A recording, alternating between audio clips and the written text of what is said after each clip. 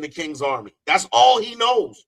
So when there is no war to fight, when he's not in the king's army, like now you're miserable, you're depressed. You're like, what do I have to do? So any instance where I can pull out my sword, it's one of those things where you've done it so much, it becomes involuntary.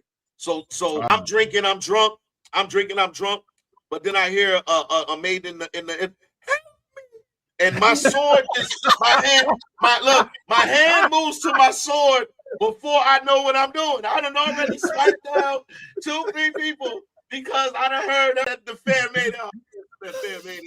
I'm sorry, what does the fair maiden say for the viewers one more time? Yeah, how's he sound?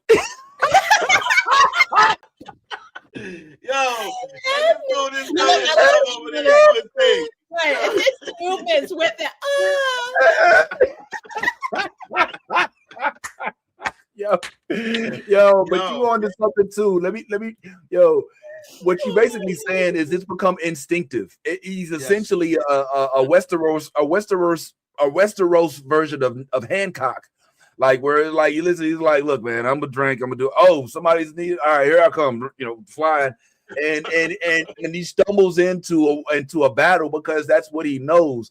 And here's what I'm starting to love about this story, frankly. And this is a very short turnaround for me because, as you know, we watched the first 2 episodes and we was both kind of like, I'll be back. You know what I'm saying? Yeah. But for me, this is where I kind of like, all right, so.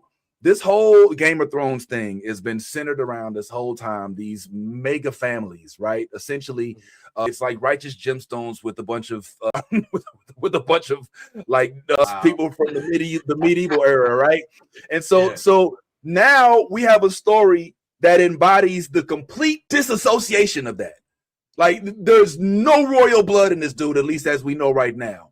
The dude that he's even following is a piece of shit. You know what I'm saying? Like he's an old drunken dude who maybe had some glory days, but as of this moment, isn't necessarily known to the point where you mention his name and people are like, oh yeah, I fought beside him. Like they're like the dude Baratheon or whatever he said. He's like, yeah, I remember him. Yeah, he was a bit of a drunk, right? Or some shit. And he was like, oh yeah, but you don't know the real him and all that. So this, as it's called, a Knight of the Seven Kingdoms, is showing like the true grit one has to have in a world where you're not given royal blood from birth.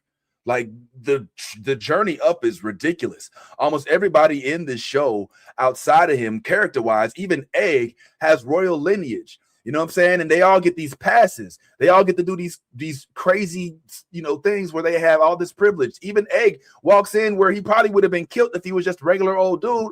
But he walks in, he's like, I'm him. Don't you know the son of the king? But then meanwhile, anybody without that privilege, like the young lady whose finger got broke, they had to suffer